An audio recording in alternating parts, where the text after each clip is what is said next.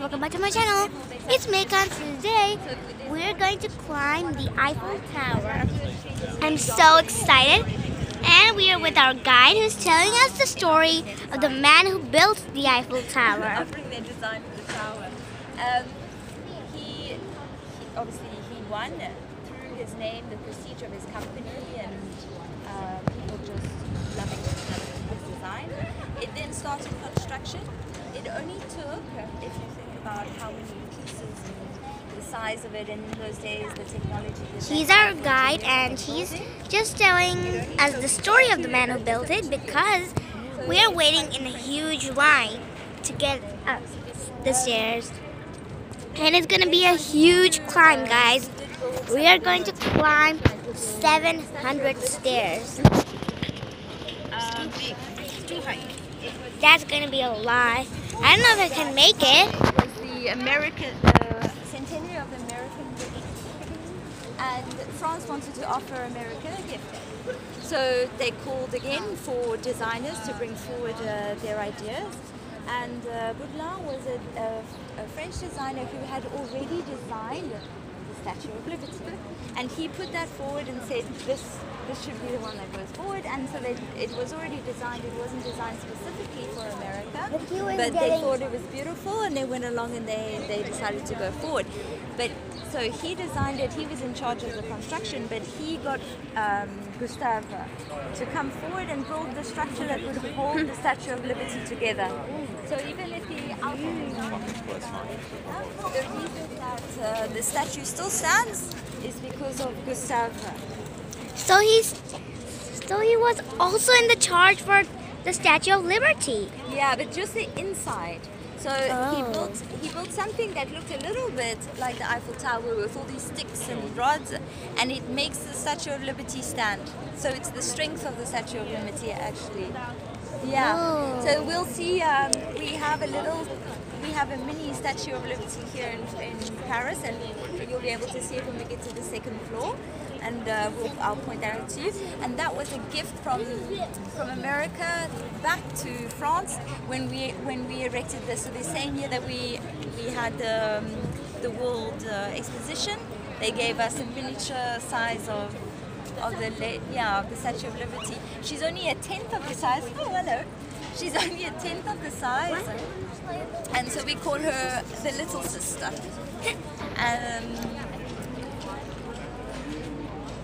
Right, you'll see one of the lifts coming down now. Over there. Right. So, after they built the Statue of Liberty, this was actually the entrance of the exposition, the World Fair. And the World Fair was held on the centenary of the French Revolution, actually. So, you know, you've obviously heard a bit about the French Revolution, where the kings and queens had their heads chopped off. The French really liked to do that. It's only in 1970, so really not long ago, that they had the last execution by guillotine. So France was a bit late in stopping that way, but it was actually only in 1989, so really just after I was born, that they decided to abolish corporal punishment, and so it wasn't used anymore. So the Eiffel Tower, being 300 meters, was at that time the tallest building in the world, and it held that title for 41 years. For a very long time, until the crisis in the US, and that surpassed, unfortunately, the Eiffel Tower. They did add an aerial on much a little bit later that then extended the height, but by that time the Empire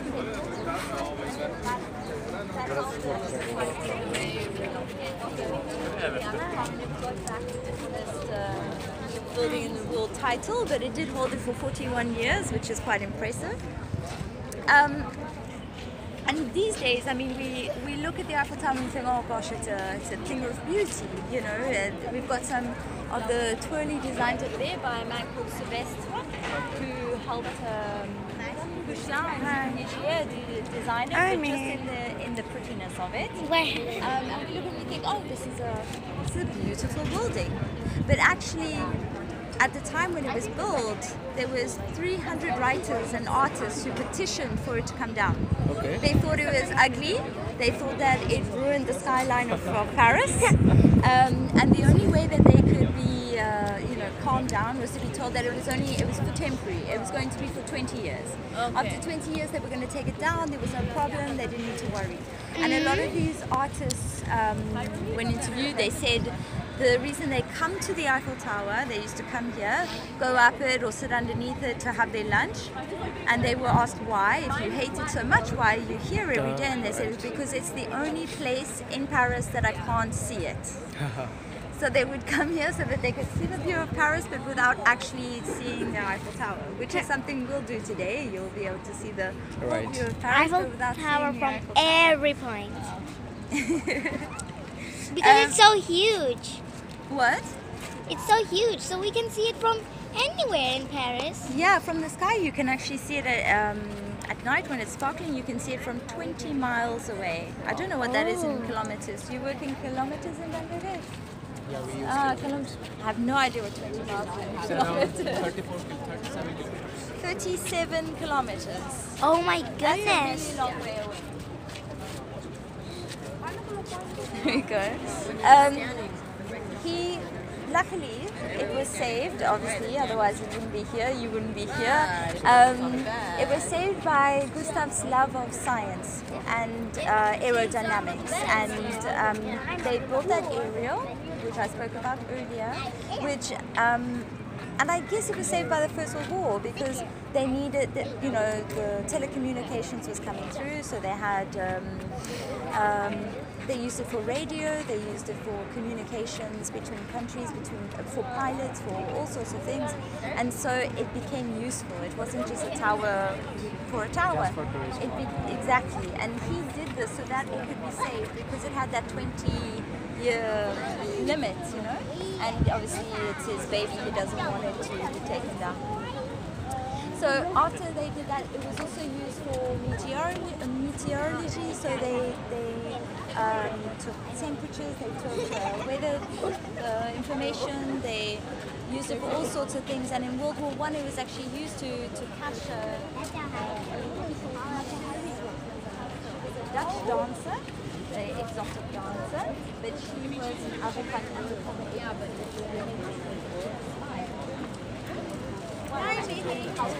Hi.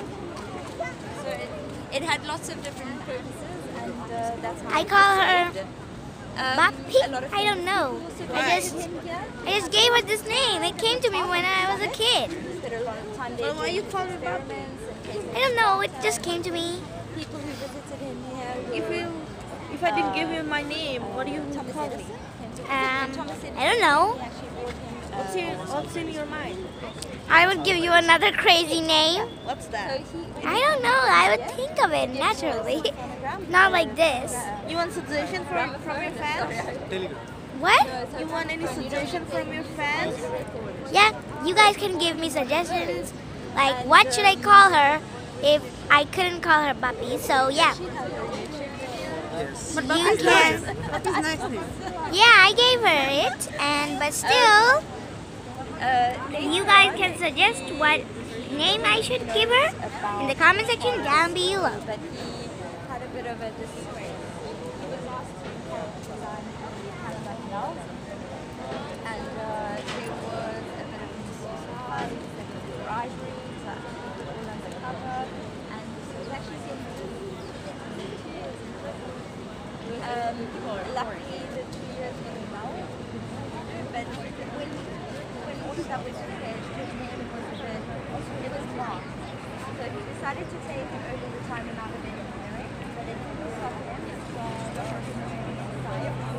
And luckily, it didn't market his name too much because no one really knows about that story. So he got away with it in the end. And in his retirement, he spent a lot of time here in the Eiffel Tower doing experiments, and he passed away. But I think Beethoven's Fifth Symphony on the gramophone that was given to her by Thomas Edison. So it was quite an intense song for quite an intense man. I believe to pass away to. It's quite a story in itself. Hi. Hi. Your dad tells me you have a YouTube channel. Yes, and I'm going to post this video on YouTube. Oh my goodness, I'm going to be famous. I wish I'd known. I would have put some makeup on. And if you be famous and anyone who's watching this video will come to Paris and they will take you as a guide. Oh, that would be very nice. Yes, they can tell them they can meet me at Paris Tour 1. Right, so I'll start before we get up to some views I want to show you. But maybe I'll tell you one of the crazy stories. Yes, I love crazy stuff. So Eiffel Tower was built quite well, and a lot of women might like a well-built man.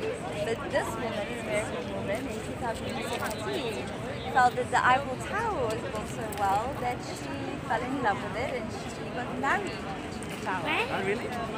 What? Yeah, so apparently in America, people can marry things. Yeah. And she decided she was so in love with the Eiffel Tower. So she came every year to come and visit her lover.